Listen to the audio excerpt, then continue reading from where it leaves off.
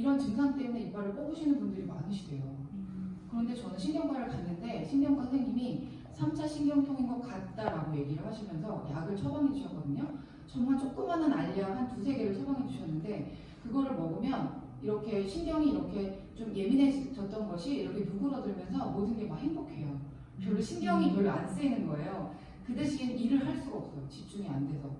그래서 더 이상 일을 할 수 없어서 그만두고 이제 영양제를 먹게 됐는데 그때 제가 선생님한테 여쭤봤어요. 이 약을 먹으면 얼마 정도 먹어야 좋아질 수 있냐 그랬더니 6개월 정도 먹으면 한 50% 좋아질 수도 있어요 라고 얘기하는 거예요. 근데 저는 약을 별로 안 좋아하는 사람이라 영양제 중요성을 알고 있었기 때문에 이제 일을 할 수가 없었기 때문에 그만두고 영양제를 좀 내가로 섭취하면서 디톡이라는 걸 하게 됐거든요. 정확히 6개월 후에 신경통이 싹 사라졌어요. 너무 신기하잖아요. 병원에서 해결할 수 없었던 것들이 제가 이제 쉬면서 영양제를 내가 섭취하면서 그것들이 병원에서 할 수 없는 것들이 해결이 된 거예요. 그래서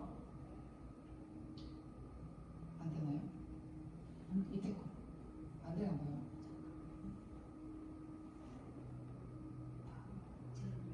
아, 네.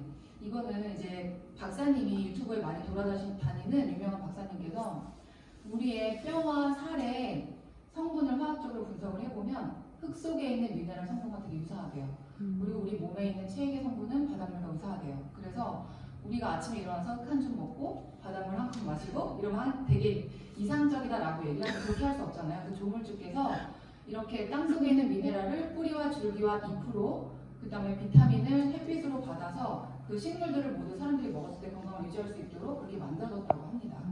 그래서 다음 넘겨주세요. 아, 됐나 보다. 다시 한번 해보시겠어요? 네네. 그래서 이제 우리는 제가 세포에 대해서 되게 궁금해진 거예요.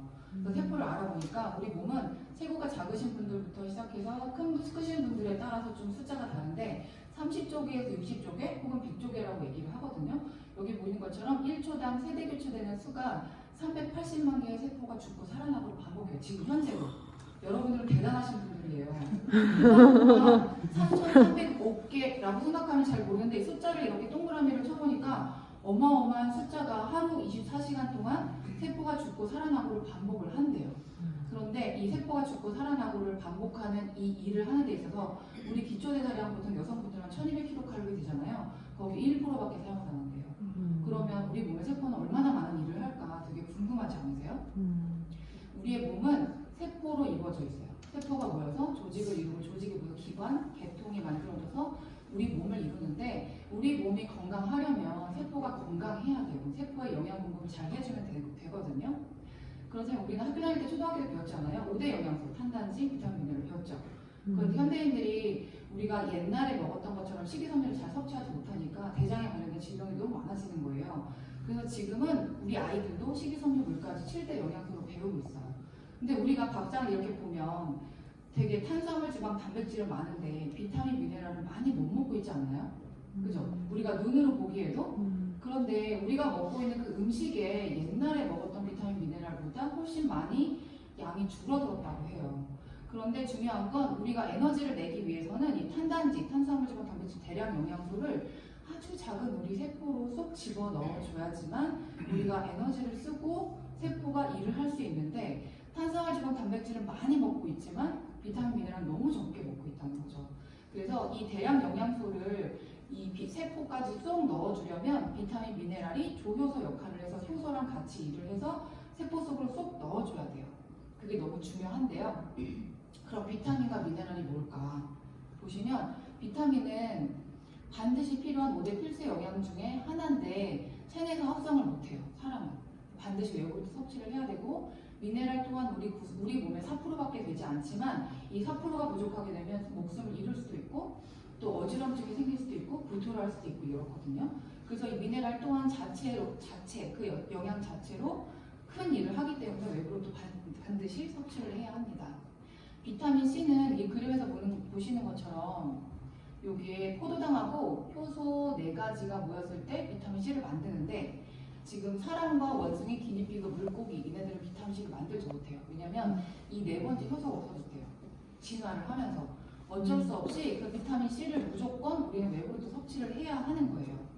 그래서 우리가 비타민이 뭐가 필요한가를 봤을 때 기본적으로 비타민이라고 하는데 왜 14가지냐면 이 비타민 A와 베타카로틴을 짝꿍으로 설명을 하기 때문에 13가지 비타민이라고 적혀 있는 거거든요. 크게 지용성과 수용성으로 나뉠 수 있는데 이 지용성 비타민은 내가 몸에서 필요한 양만큼만 딱 먹어줘야 돼요. 만약에 더 많이 먹어줬을 때는 간이나 근육에 많이 저장을 하게 되는데 그 필요량 이상으로 저장을 하게 됐을 때 질병이 생길 수도 있어요. 그래서 이 지용성 비타민은 적정량 드시고 수용성 비타민은 많이 먹어도 상관이 없어요. 내 몸에서 쓰일 만큼 쓰이고 나머지는 다 소변으로 배출이, 땀으로 배출이 되거든요. 그런데 우리가 시중에서 여러분들이 보시는 영양제 중에 천연과 합성 중에 뭐가 좋을 것 같아요? 천연이 당연히 좋겠죠. 왜냐면 합성은 비타민C를 꿀타를 석유에서 추출을 해서 엄청 저렴해요. 그래서 우리가 약국에서 저렴하게 사 먹는 뭐 레모나라든가 이런 것들 그런 것들은 천연보다는 합성일 가능성이 많다고 생각하시면 되는데 이 지용성 비타민은 표기 성분으로 천연인지 아니면 합성인지를 구별할 수 있어요. 보통 비타민 A는 수용성인 베타카로틴의 형태로 섭취를 했을 때 내 몸에서 필요한 만큼 비타민 A로 전환을 해요. 그런데 장과 간이 건강하지 않으신 분들은 전환을 못해요. 옛날에는 비타민 A가 없는 영양제를 먹었다면 요즘에는 비타민 A가 적정량 50% 혹은 100% 들어있는 영양제를 드시는 게 되게 중요하거든요. 그리고 비타민 D는 우리가 햇빛만 잘 쬐면 되지라고 생각하시잖아요. 그런데 D3A 활성 형태로 섭취를 하지 않으시면 무용지물이에요. 내가 햇빛을 받았을 때 그 비타민 D가 내 피부에 있는 콜레스테롤이랑 만나서 신장과 간에서 D3로 바꿔야지만 비타민 D의 역할을 하거든요. 그래서 요즘에는 TV에도 D3가 들어있다라고 광고를 하는 비타민들이 되게 많아요. 그래서 내가 영양제를 D3가 들어있는지 확인하시고 드시는 게 되게 중요하고요. 비타민 E는 천연 토코페롤로 천연의 형태는 D알파 토코페롤이고요. 합성은 DL-알파 토코페롤로 들어있습니다. 그래서 만약에 부모님들 드시고 있는 영양제 있을 때 그게 DL인지 D알파인지 그걸 꼭 확인하셔야 되고요. 비타민 K는 K1의 형태로 들어있는지 확인하셔야 됩니다. 그리고 수용성은 아까 설명드렸다시피 비타민C 잘 섭취가 되시는 거 아시죠? 그 비타민 B군은 우리가 손가락에 10개 중에 1개가 부러지면 어때요? 불편해요. 제대로 일을 못하지 않나요? 비타민 B군도 마찬가지로 이 1, 2, 3, 5, 6, 7, 9, 12, 8개가 함께 들어야 있어야지만 비타민 B군의 역할을 제대로 해요.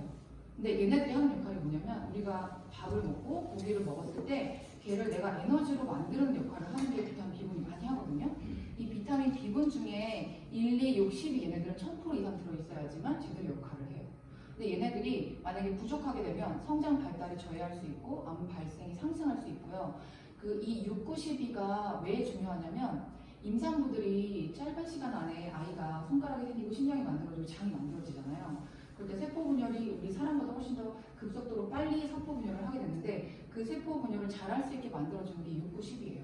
그리고 신경 조직도 만들어주고 적혈구도 만들어주게 하는 게 이 비타민 B군이 역할이 하는 건데 얘네들이 부족하면 당연히 적혈구를 못 만들어내게 되면 빈혈이 생길 수도 있겠죠. 그 에너지를 만들지 못하게 되면 그게 독소로 쌓이게 돼서 비만이 만들어질 수도 있고 그래서 이 비타민 B군이 너무나 중요해요. 비타민 알아봤고요. 이 비타민 B군이 어떻게 에너지를 내는지 그림으로 나타낸 건데요. 내가 밥을 먹었을 때 이렇게 비타민 B군이 제대로 들어왔으면 이게 이제 세포가 제대로 일을 한다라는 경련을 통해서 에너지가 나오는 건데 스트레스를 받고 술을 마시거나 약을 먹었을 때 이렇게 폐로가 제대로 역할을 못하게 돼요. 그럴 때 비타민 B군을 보충해주면 이렇게 제대로 세포가 일을 하게 되는 거죠. 그리고 이제 미네랄인데 우리 아까 들으셨던 것처럼 4%밖에 우리 몸에서 차지하고 있지 않지만 이 미네랄이 너무 중요한 이유는 우리가 알게 모르게 미세먼지를 마시고 우리가 그 종이컵에 들어있는 뜨거운 걸 마셨을 때 환경으로 내 몸에 들어오고 소파에서도 중금속이 내가 나도 모르게 내 몸에 들어오는 중금속이 되게 많아요. 그런데 그런 중금속들을 빨리 내 몸 바깥으로 배출시키려면 좋은 종류의 양질의 미네랄을 드셔야 돼요. 그 중에서 이 몰리브덴이라고 하는 것이 나도 모르게 들어오는 내 몸에 들어오는 중금속을 빨리 배출시켜주는 역할을 하는 게 되게 중요하고요. 그리고 이 미네랄 중에 대장은 칼슘이에요. 보통 칼슘 챙겨 먹어야 돼 이런 얘기 많이 들으시잖아요. 그죠? 그런데 이 칼슘과 마그네슘은 1대1일 때 가장 흡수가 잘 된대요. 칼슘만 먹어, 마그네슘만 먹어 이게 아니라 칼슘과 마그네슘 1대1로 들어있는 제품을 선택을 하셔야 되고 비타민 D와 비타민 K1이 들어있는 제품을 선택을 하셔야 되고요. 그리고 보통 우리 면역력이 좋은 아연은 되게 많이 들어보셨죠? 아연과 구리는 6대1일 때 가장 흡수가 잘 된대요. 그리고 이 셀레늄이라고 하는 거는 의사 선생님들께서 암이 완치가 되고 나서도 꼭 드세요라고 하는 강력한 항산화 미네랄이거든요. 그래서 이 셀레늄도 너무나 중요하고요. 그래서 이렇게 9가지 미네랄을 잘 드셔주시게 되면 나도 모르게 들어오는 그런 중금속들, 독소들 그런 것들을 내 몸 바깥으로 배출시켜주니까 이런 미네랄을 잘 섭취하셔야 됩니다. 그리고 칼슘이 혈액 내 1%가 부족하잖아요. 그러면 내 뼈에서 칼슘을 막 가져와요. 우리가 그 현금 지급기에서 1,000원짜리 뺄 수 있나요? 아니요. 그렇죠.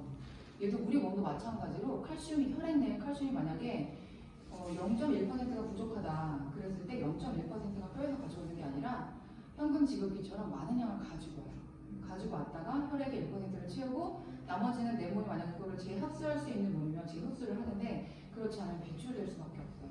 그래서 갱년기 여성들이 호르몬의 영향 때문에 칼슘 흡수가 잘 안 되잖아요. 그런 분들은 칼슘을 더 잘 섭취해 주셔야 돼요. 근데 식품 내에 영양소가 많이 줄었대요. 그래서 이렇게 전문가들도 영양 보충용 제품을 사용해야 한다. 왜냐면 우리가 먹는 음식의 영양이 너무 많이 부족하다. 그렇게 얘기를 하고 있고요. 그럼 우리가 하루에 필요로 하는 이 비타민 B군이나 C군이나 이런 것들을 먹어야 될 때 비타민 B6를 섭취하려면 바나나 85개를 먹어야 되고 계란, 비타민 D를 내가 필요한 양을 먹어야 할 때 계란 15개를 먹어야 한대요. 닭은 26마리 이렇게 드실 수 있으세요? 못 드시죠? 배가 불러서도 못 먹고 너무 비싸서 못 먹고 내가 필요한 영양 성분을 내가 섭취하기보다 필요 없는 영양 성분을 더 많이 섭취하게 되는 거예요. 그래서 하버드대 음식 피라미드에서도 어떻게 해라라고 얘기를 하고 있냐면 이렇게 매일 운동해라. 체중 조절도 하고 건강한 음식, 현미, 통밀, 파스타, 퀼 이런 걸 많이 먹고 그리고 제일 피해야 되는 게 붉은 육류, 버터, 흰쌀, 빵. 우리 제일 많이 먹고 있지 않나요? 그죠? 이렇게 피라미드처럼 하면서도 매일 종합 비타민과 여분의 비타민 D를 섭취해라라고 하버드에서 얘기를 하고 있어요. 왜냐면 현대인들이 너무 많이 건강하지 않기 때문에. 이렇게 하고들 계신가요? 네. 그래서 그러면 영양제를 어떻게 선택해야 될까? 옆집 언니가 좋다고 하니까 혹은 홈쇼핑에서 마감 임박입니다 이럴 때 막 질르신 적 있지 않으신가요? 왠지 이번에 아니면 못 살 것 같은? 그래서 저도 그렇게 사본 적 있어요. 그런데 영양제를 이제는 젊은 분들은 정말 똑똑해서 누가 좋대더라 이렇게 선택하는 것이 아니라 객관적인 자료가 있는지 인터넷에 찾아보고 그렇게 하시더라고요. 그리고 엄마가 드시는 영양제가 함량이 얼마큼 들어있는지 이런 것도 따져보고 엄마한테 이런 거 먹지 마 이렇게 얘기를 하고 있더라고요. 그래서 영양제 선택이 너무 중요한데 여기 보시면 다양한 영양소가 함유되어 있어야 돼요. 골고루. 우리가 왜 어렸을 때 우리 애기들 밥 먹일 때 한 가지만 먹지 말고 여러 개 먹어라. 골고루 먹어라. 편식하면 안 된다라고 얘기하잖아요. 그만큼 영양제도 내가 건강하기 위해서 먹는 거기 때문에 정말 골고루 들어있는지 확인하셔야 되고 그리고 균형 있게 공급하고 있는가 아까 칼슘만 들어있는 영양제 혹은 뭐 한 가지만 있는 영양제가 아니라 골고루 균형 있게 들어있는가 그걸 살펴보셔야 되고요. 효능의 충분한가 좋은 영양소라도 지나치게 많으면 해롭거든요. 그 내용에 쌓이는 독소는 없는지 이런 것들을 또 확인하셔야 되고 생체 이용률 내 몸에서 체내에서 흡수되지 않는 영양소는 낭비다. 그럼 이 영양제가 내 몸에 들어왔을 때 얼마만큼 일을 하고 나가는가 아니면 장내에서 녹지도 않고 그 엑스레이를 찍었는데 알이 녹지 않고 남아있는 경우가 있었다고 뉴스에 난 적이 있었거든요. 그래서 내 몸에 잘 녹아서 그것이 세포까지 일을 잘 할 수 있는지 생체에서 얼마나 이용을 잘하는지 너무 중요하고요. 내가 정말 건강하려고 먹었는데 독소를 계속 쌓고 있진 않았는지 이걸 살펴보셔야 돼요. 이거는 뭐냐면 이제 전문가 여혜서 박사 아시죠? 네. 여혜서 박사는 일찌감치 의사를 때려치고 영양제를 처방하는 의사가 됐어요. 왜 그러냐면 이분은 해외로 왔다 갔다 많이 하셨을 거 아니에요. 공부를 하시고 미국, 캐나다는 의사보다는 영양제로 처방하는 의사들이 많아지고 국민들이 영양제를 너무 많이 먹으니 선진국을 따라할 수밖에 없잖아요. 개발도상국들은. 그래서 그러면 어차피 우리나라도 영양제를 저렇게 먹는 시대가 오겠구나라고 생각을 하고 일찌감치 영양제를 처방하는 의사가 되신 거예요. 지금 엄청나게 돈 벌고 계시잖아요. 이분이 어떻게 얘기하셨냐면 영양제를 고를 때는 이 책을 참고하라라고 얘기를 하고 있어요. 이 책은 좀 이따 설명드릴 거고요. 좌영진 교수님이 쓰신 비타민 혁명에서도 영양제를 고를 때는 이 책을 참고하고 컨슈머랩닷컴을 참고해라라고 얘기를 하고 있어요. 이거 잠깐 보실게요. 소리 안 나.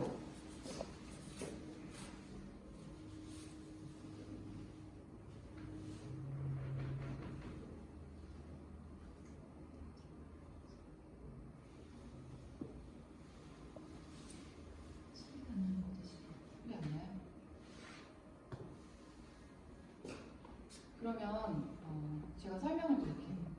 이 책은 그러니까 이 여예서 박사가 설명하고 있는 이 책이 있어요. 이 뉴트리셔널 서플리먼트라고 하는 이 책자인데 여예서 박사는 본인의 영양제를 판매하기 위해서 본인이 공장을 갖고 있지 않고 영양에 대해서 잘 알지만 이 서플리먼트라고 하는 책자에서 2등하고 있는 더글라스라는 회사가 있거든요. 그 회사에 의뢰를 해서 본인의 영양제를 만들어 달라고 의뢰해서 우리나라에 갖다 팔아서 하셨거든요. 근데 지금은 더글라스가 아닌데 초창기에는 더글라스 회사에서 제품 의뢰를 해가지고 근데 그 회사가 이 책자에서 2등을 하고 있는 회사거든요. 그러니까 이 책, 요